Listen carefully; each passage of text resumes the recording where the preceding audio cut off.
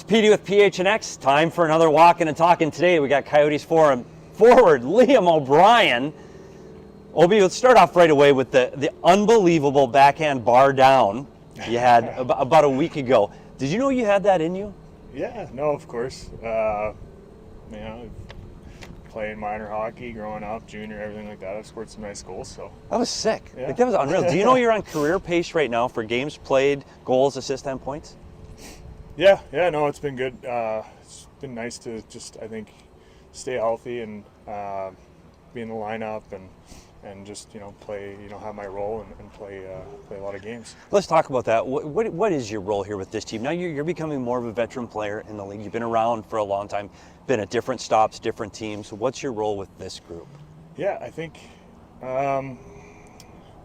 it's really just evolved a little bit, but a lot of it is just bringing that physicality, obviously sticking up for teammates, and then the defensive side, just being reliable. I think when you're playing that fourth line role, you got to be reliable. You got to be somebody that the coach can put on the ice against the other team's top lines, especially on the road. I find that's kind of where you need to have that trust. So having that trust is super important. And you talk about your role as a protector or that physical side of the game. Where does that come from? Like off the ice, you're a teddy bear and you're so easy to talk to and get along. And then you get on the ice and it just changes. Where does that come from? It's just my competitiveness, I guess. And then it's also just kind of, I don't know. I think it's just who I've always been as a player. Like, you think even when I was a kid and playing Pee Wee, if I saw somebody get hit really bad, I always had that guy's number in my head. Like, hey, when I get on the ice with that guy, I'm going to run him over. So. Just kind of the way I've always been, it's part of the game that I enjoy. Is it hard though? I enjoy it.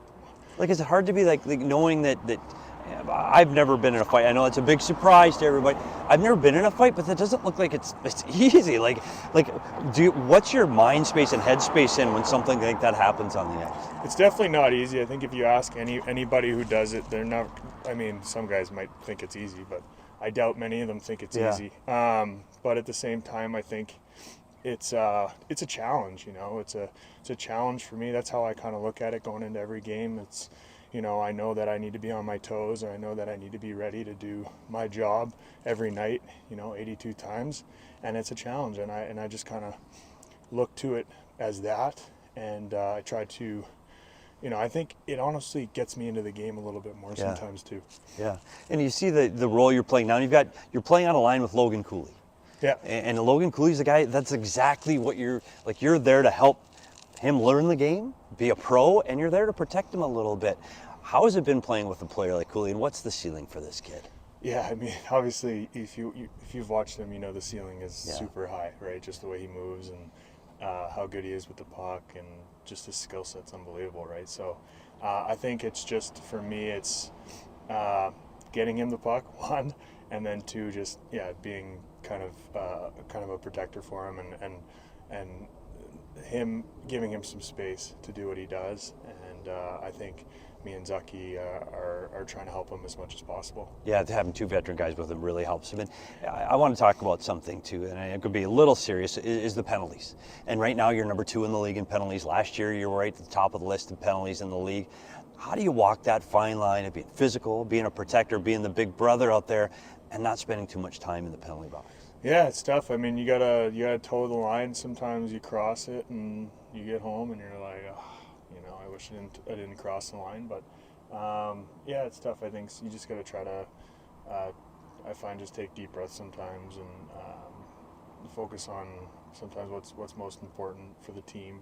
Yeah, it's funny though. We just talked to Coach Tournier about this just a few minutes ago. We brought you up and we talked about penalties, and he said that's what he's there for.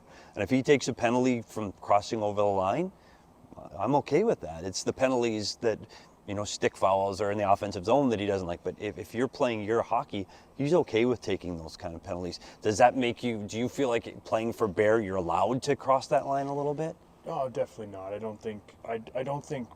don't think he means in a sense of doing cheap shots or things like that. But I think when situations arise and let's say a teammate gets hit badly and I go and I challenge a guy immediately, I don't think not only Bear, but I don't think anybody in the room has any issue with something like that.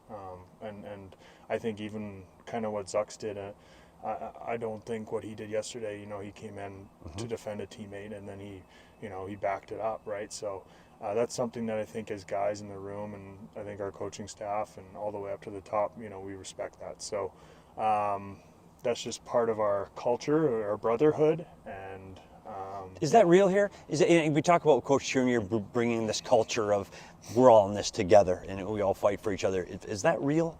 Yeah, definitely. I mean, I think you saw it with Lawson Krause there in Colorado, where Miles Wood, takes a run, gets Mo high, and then Krauser goes out and does that job. I think it's not just one guy or two guys. I think it's the entire group. I think I've even seen Kells at times. I've seen a guy get blown up and Kells come in and give a guy a shot and make sure, like, hey, like, screw you, like, you're not going to get away with that, right? So it's something that we've built the last few years, and it's something that we're proud of. Do you think, and we talk about your beard a lot, and we talk about your flowing locks, is that part of your persona?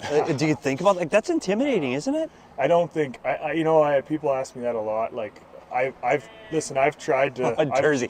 Jersey just wants to be in front of the camera, by the way, I think. Yeah, come on, you want to get in the camera? Jersey always wants to be in the camera. Jersey, you got to do this. When are you walking and talking? I never make this walk. I always take the cart. I'll have to do it in the cart. Cart guy. Yeah, I've tried cutting my hair. My wife loves my hair. Oh, does she? I haven't. That's probably the main reason why I haven't actually cut my hair. Wow. My beard will never go. Yeah. It's just that's something I've had for my entire career, and I love having a beard, and yeah. Well, okay, you mentioned your wife, and I know that was a topic on our show, is when the big wedding, and everybody went over and enjoyed some European culture and had some fun. How is married life for you? It's great. Yeah, we're expecting our first child in May, so can you we're believe excited that? about that. You ready? Yeah, buddy, yeah. buddy, Yeah. oh, buddy. It's life changing. It's the best of times and the worst of times with your kid. When they're sad, you're sad. It's really hard. I'm really happy for you. That's really cool. Let's talk about your fashion, too, because I always bring that up. Your fashion, because you were one of the top on this team. Stetch is another level. Stetch is on another level. He is on another level. Have you got any tips from Stetch? Do you have your own tailor yet? I don't have my own tailor, but I do like make adjustments to clothing every now and again. And I have my wife. She seems like she's got a good taste. She's got that European taste, so she helps. Yeah, I've just kind of gone with whatever for a long time, and sometimes it works. Sometimes I don't know. So the last thing I'm going to ask you is about this team. We talked about the playoffs before the season started and said this is going to be a bubble team, maybe just outside. As of right now, you're in January and you're there. Like, you're in the playoff spot. And I think a lot of people are surprised with that. Do you think you can hang on, and do you think the playoffs is the benchmark for this team right now? I think we can definitely hang on. I think we have the group in there to do so. I think we've shown a lot of character in certain situations too already throughout this year. So obviously I think every team, there's going to be adversity. You're not going to win every game, but it's just kind of finding a way to win games, and I feel we've done that quite a few times already this year, and so that's why I believe. Yeah. Thanks for taking the time, man. But it's Petey again. Petey's Puck Talk. We'll see you after the post game. Every post game on PHNX. Thanks, and we'll see you at the rink.